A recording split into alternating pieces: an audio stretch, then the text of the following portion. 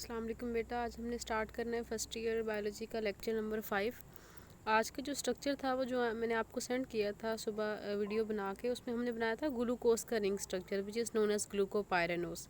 उसके अलावा हमने राइबोस जो 5 कार्बन शुगर है उसका स्ट्रक्चर बनाना है। राइबोस 5 कार्बन जो हमारे पास कार्बोहाइड्रेट है मोनोसेक्राइड, उसका जो स्ट्रक्चर है वो क्या कहलाएगा, राइबोफ्यूरेनोस। तो अब हम ना उसका स्ट्रक्चर बना लेते हैं कि उसका स्ट्रक्चर हमने किस तरह बनाना है।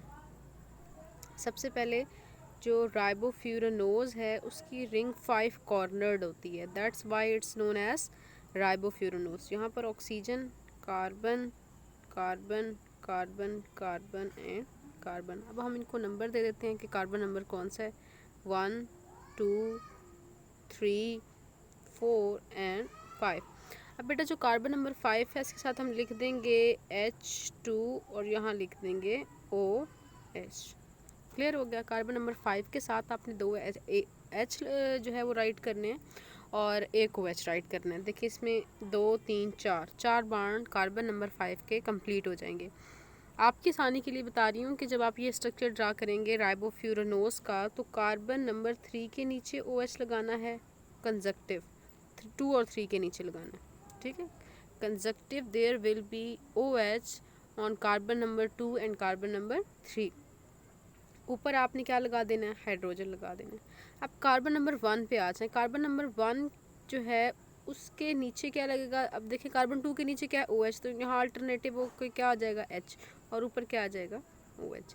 इस तरह कार्बन 3 के नीचे OH है तो 4 के नीचे क्या आएगा H। अब 4 के ऊपर कुछ भी नहीं आएगा बिकॉज कार्बन नंबर 4 पे आप देखें 1 बॉन्ड 2 3 एंड 4 बॉन्ड जो है वो क्या हो गए, कंप्लीट हो गए हैं कार्बन 4 के। तो ये जो स्ट्रक्चर है इसको हम कहेंगे राइबोफ्यूरेनोस, दिस इज नोन एज राइबोफ्यूरेनोस। उसके बाद हम स्ट्रक्चर बनाएंगे फ्रुक्टोज का रिंग स्ट्रक्चर।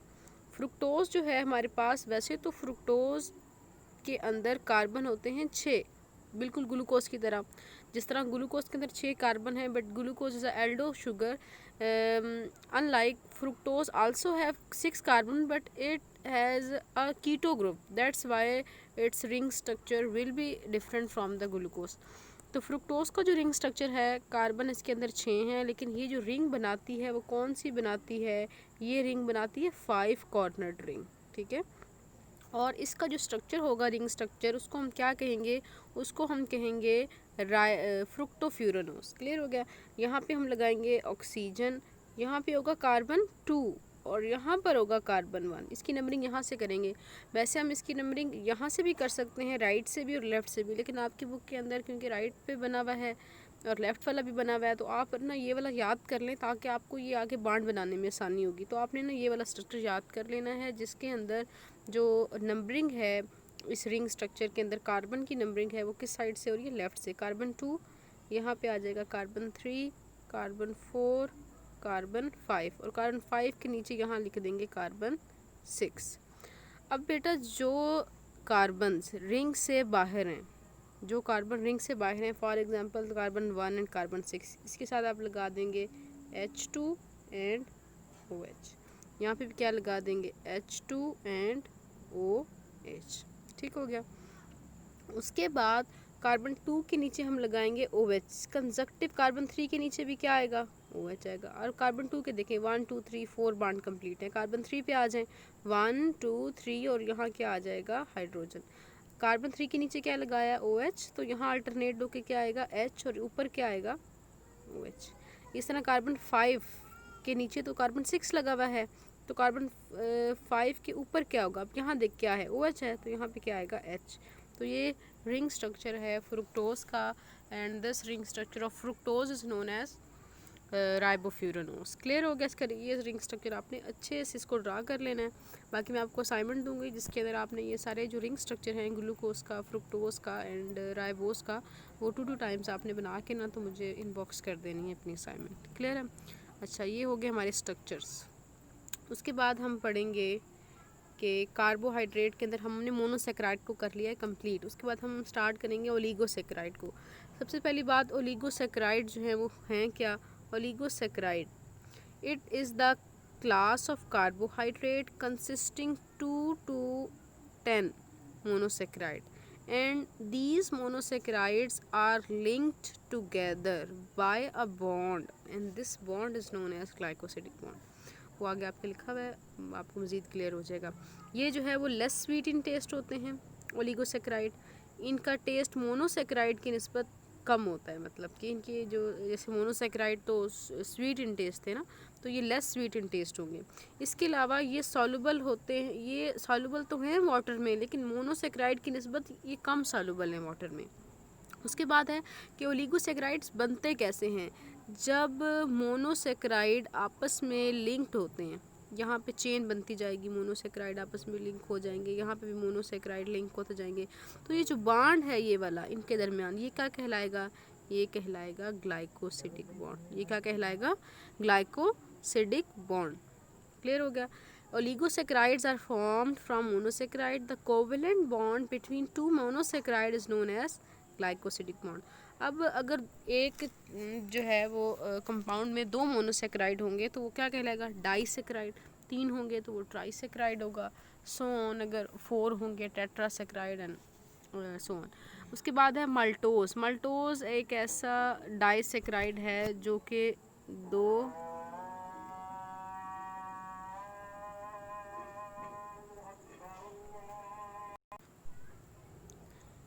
जी बेटा, तो इसके अंदर जो हमारे पास है माल्टोज। माल्टोज एक ऐसा डाइसेक्राइड है जिसके अंदर दो ग्लूकोज आपस में लिंक हुए हुए होते हैं। इसी तरह लैक्टोज एक ऐसा डाइसेक्राइड है जिसमें एक तो ग्लूकोज होता है, दूसरा कौन सा होता है, गलैक्टोज। कौन सा होता है, गलैक्टोज। उसके बाद है हमारे पास जो third disaccharide which is sucrose. Sucrose के अंदर एक ग्लूकोज होता है जो लिंक हुआ हुआ होता है एक फ्रुक्टोज के साथ। अभी ये जो बॉन्ड है इन दोनों के दरमियान, वो बॉन्ड क्या कहलाएगा, ये बॉन्ड कहलाएगा ग्लाइकोसिडिक बॉन्ड। क्लियर हो गया। उसके बाद हम क्या पढ़ेंगे, कुछ इम्पोर्टेंट डाइसेक्राइड में से हम पढ़ेंगे सुक्रोज को। सुक्रोज सबसे पहली बात कॉमन डाइसेक्राइड है। इसका फार्मूला क्या होता है, C12H22O11। जब ये डाइसेक्राइड टूटता है तो ऑब्वियसली ये हमें कितने मोनोसेक्राइड्स देगा, ये हमें 2 मोनोसेक्राइड देगा, और वो कौन कौन से होंगे, ग्लूकोज एंड फ्रुक्टोज। सिमिलरली जब ये ग्लूकोज एंड फ्रुक्टोज कंबाइंड होंगे थ्रू द ग्लाइकोसिडिक लिंकेज तो क्या बनेगा, सुक्रोज बनेगा। उसके बाद बेटा ये हो गया ओलिगोसेक्राइड। अच्छा, अभी हम फॉर्मेशन इसकी पढ़ेंगे कि किस तरह ग्लूकोज मालिक्यूल टूटता है और ग्लूकोज मालिक्यूल बाइंड होता है फ्रुक्टोज के साथ और रिजल्टिंग जो कंपाउंड है वो सुक्रोज बनता है। क्लियर हो गया। ये आपकी बुक के अंदर एक बना हुआ है सुक्रोज, तो उसको मैं ना आपको ड्रा करके बताऊंगी। नेक्स्ट हमने पढ़ना है पॉलीसेक्राइड्स। पॉली जो सेक्राइड्स हैं, it is the class of carbohydrate consisting of more than 100 monosaccharide linked together. ठीक हो गया। बेटा हम पढ़ रहे थे कि पॉलीसेक्राइड के अंदर जो कार्बोहाइड्रेट्स हैं वो मोर देन 100 मोनोसेक्राइड जो है वो आपस में लिंक होकर पॉलीसेक्राइड बनाते हैं। These polysaccharides are more complex and more abundant carbohydrate in nature. ये आप कह सकते हैं कि ओलिगो में, मोनोसेक्राइड में, पॉलीसेक्राइड में कौन से मोर अबंडेंट हैं या बहुत ज़्यादा पाए जाते हैं, तो most abundant carbohydrate in nature कौन से हैं, पॉलीसेक्राइड्स। ये ब्रांच्ड होते हैं, इनका कोई टेस्ट नहीं होता। ये मुख्तलिफ जब और बहुत ज़्यादा मोनोसेक्राइड जब मिलकर आपस में ग्लाइकोसिडिक बॉन्ड बनाते हैं तो लॉन्ग चेन बनती है। वो चेन जो है वो उसके अंदर ब्रांचेस भी हो सकती हैं। तो ये जो चेन होगी, long chain of monosaccharide sub units linked by the glycosidic bond, this is known as polysaccharide. इनका मॉलिक्यूलर वेट भी हाई होता है। ये वाटर में स्पेरिंगली सॉल्युबल है। स्पेरिंगली सॉल्युबल का मतलब है कि कुछ पॉलीसेक्राइड सॉल्युबल होते हैं वाटर में और कुछ नहीं होते। इनकी एग्जांपल्स कौन सी हैं, स्टार्च है, ग्लाइकोजन है, सेलुलोज है, डेक्सट्रिन, पेक्टिन, काइटिन, ये सब के सब एग्जांपल्स हैं किसकी, पॉलीसेक्राइड की। अब हम कुछ पॉलीसेक्राइड पढ़ेंगे, जैसे कि स्टार्च है। तो स्टार्च कहाँ पे पाया जाता है, फ्रूट्स में, ग्रेन्स के अंदर, जो सीड्स होते हैं और ट्यूबर्स होते हैं उनके अंदर पाया जाता है। जब स्टार्च की हाइड्रोलिसिस होती है, जब स्टार्च टूटता है तो ये सेवरल मोनोसेक्राइड हैं, मीन्स ग्लूकोज के मालिक्यूल्स, वो हमें मिलते हैं। ये मेन सोर्स है कार्बोहाइड्रेट का फॉर एनिमल्स। आपका एमसीक्यू आ सकता है, which polysaccharide is main source of carbohydrate for animals. आप लिखेंगे कि स्टार्च। स्टार्च का जब आयोडीन टेस्ट होता है आयोडीन के साथ, तो ये कौन सा कलर देता है, ब्लू कलर देता है।